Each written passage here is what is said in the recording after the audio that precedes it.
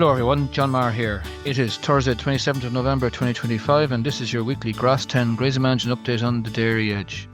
So what has happened in the last week? Well, we're coming towards the end of the season, I suppose. An average farm cover has stopped declining, which is good as we need the grass for next spring, and that's where the priorities are at the moment, I suppose. And when we look at the figures, the average farm cover for the week gone by was at just over 700, which is good to see. The growth was better than expected, came in around 14. Now, there's not as many people measuring, but still, it was better than we had expected and better than the forecasted weather would have led us to believe in terms of growth rate as well. So that was good to see.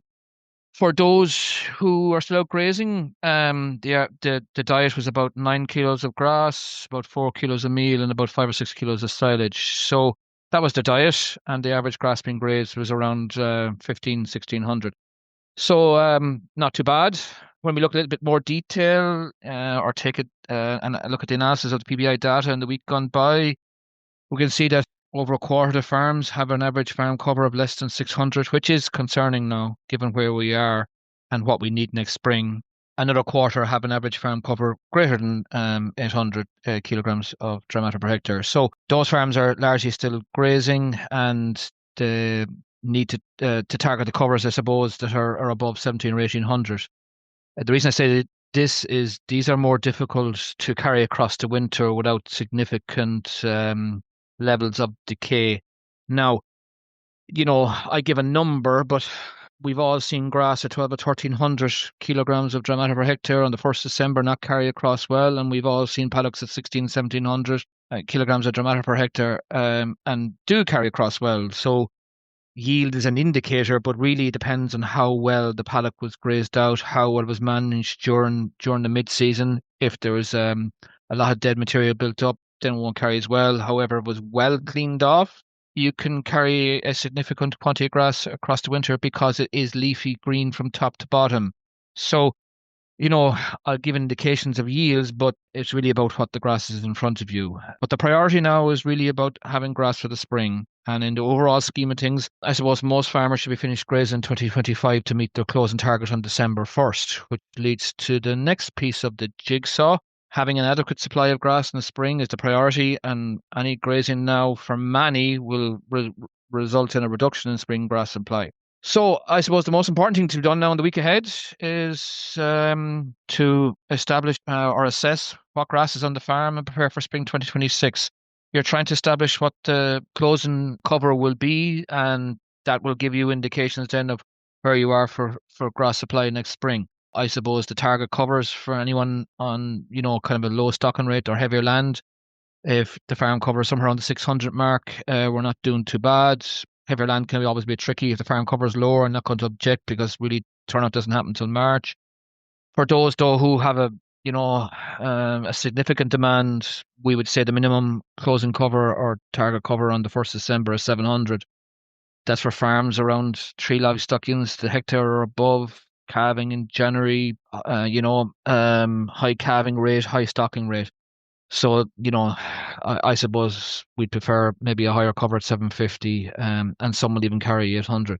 So it depends on your demand really, and that's a big factor influencing what the closing cover on the 1st of December. But look, we'll give a round number of 700 as kind of a target, as a guide for December 1st. I suppose the next piece then is when you establish that, and if you're below target, then it's important to look at what fodder is available on the farm, maybe do a grass budget as well. This will determine your on-farm decisions then in terms of what feed is available next spring. So that's important. If you were tight on size supply and your farm cover was, not where it was supposed to be on the 1st of December, then, there's a bit of planning required. Speaking of recording, the closing cover and pasture base, I suppose from about December 8th, which is Monday, December 8th, to Wednesday, inclusive, the 10th of December, the pasture base website will be offline due to essential maintenance. There's a few changes coming along the way as well. So it'd be nice to have it all done by the 8th of December, I suppose, in terms of recording the cover.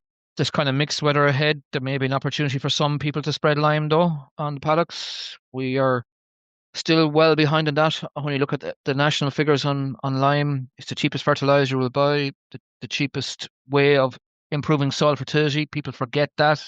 correcting soil pH, has many benefits in terms of releasing nitrogen from the soil, releasing P from the soil, less or so K, but also helps keep the grass plant and the clover plant alive.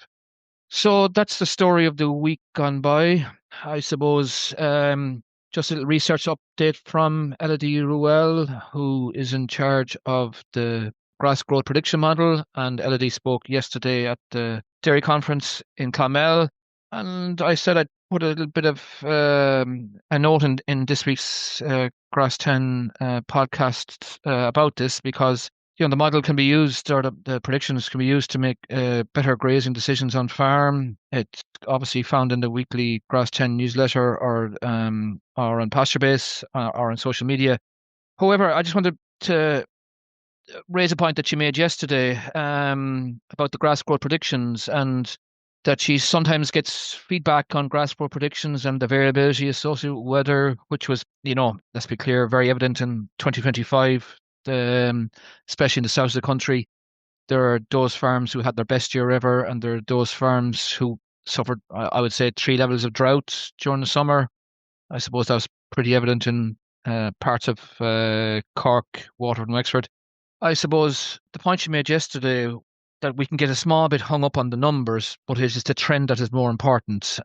People can, start setting grass demands at different numbers because of predicted growth rates, but it's the trend that's probably more important. In that, if the numbers are starting to decline, then we all should be wary. If the numbers are starting to increase, then we all have to take actions. I think that's an important point that she made yesterday. Before I finish, I suppose then I want to thank a few people here. They're contributors to the Grass10 newsletter during the year that we just need to take note of. I'll start with the first one, I suppose. We get grass dry matters from, obviously Moore Park, but Athenry, Ballyhaise, Grange, Oak Park and Johnson Castle, they're all the Teagasc centres that do dry matters for us. And they go into the newsletter, and I want to thank all the staff that made this happen, because people asked for them. I suppose when we look at the Grass10 newsletter and review it, we kind of do sometimes a feedback analysis, and the two things that stick out like a sore thumb in terms of feedback from that are the grazing tips, and I suppose the feature farmers who and this is what people tell us that they find the most useful. So special thanks to all the farmers who have made a contribution to the Grass10 newsletter during the year. Either myself or another member of the Grass10 team would be contacting them on a Thursday or Friday. It's a bit of a surprise call at times for them.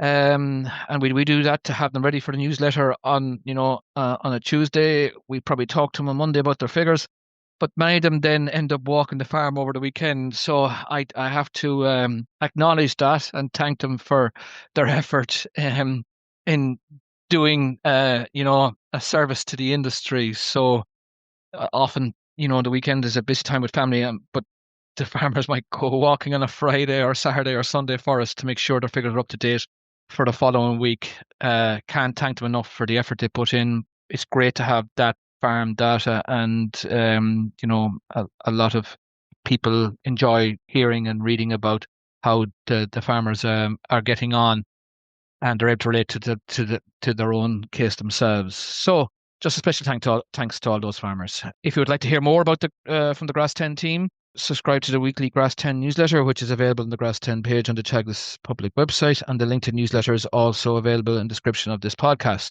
We'd like to thank all those who support the Grass10 campaign, which are AIB, Grass and Agro, Department of Agriculture, Food and Marine, FPT and the Farmers Journal. This has been your Grass10 update, and I will talk to you all again next week, when we should have a good picture of where we are with grass supply on the 1st of December, which is our industry target day for closing cover. So best of luck, and we'll all talk next week.